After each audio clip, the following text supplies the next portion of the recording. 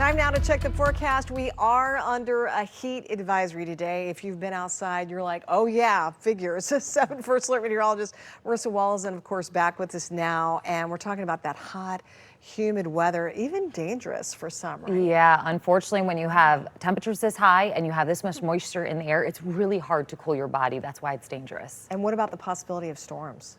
Well, we are looking at some storms, but at least not right now. As we take a live look over Campus Martius, it's actually a pretty calm, I wasn't going to say nice, but a calm middle part of the day. It's not nice because, yes, it's hot and humid. I'll have more on that in just a second. Well, let's take a look at radar because we do have some cumulus clouds popping. I pointed them out earlier in Southfield, but not only that, we also have a few showers that have popped up. A few that were into Washtenaw County earlier, now drifting over towards Wayne County, very close to the 94-275 interchange there. Also another little cell near Monroe. Now, these showers are just a few of which could be many more as we get throughout this afternoon. The heat and the humidity will continue to build. And then when you factor in a lake breeze from pretty much all of our lakes, including Lake Huron farther to the north, that's where we will have our best chance to see more showers and potentially storms develop as we get later into today and even into this evening. So you can even see a lake breeze here. The winds coming in off of the east-southeast, but then the majority of the surface winds over land are out of the southwest. So you've got kind of where they come together,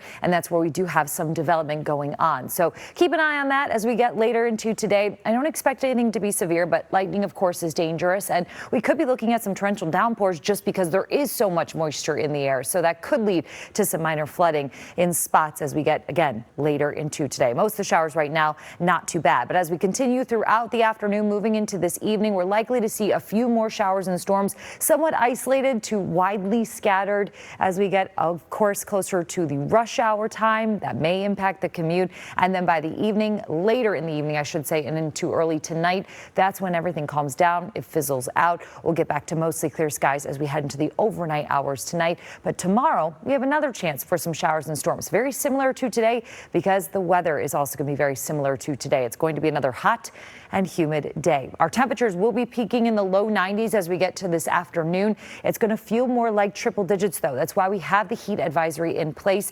Our body really struggles to cool down when there's this much moisture out there. You think about it, you sweat. That's how your body cools. But when there's so much moisture, your body actually literally struggles to sweat. I can't really produce those water droplets because there's so much water droplets in the air.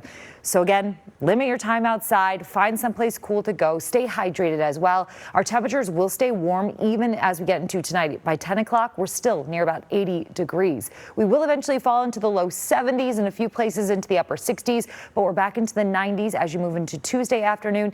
A chance for a few showers and storms to pop up towards the evening.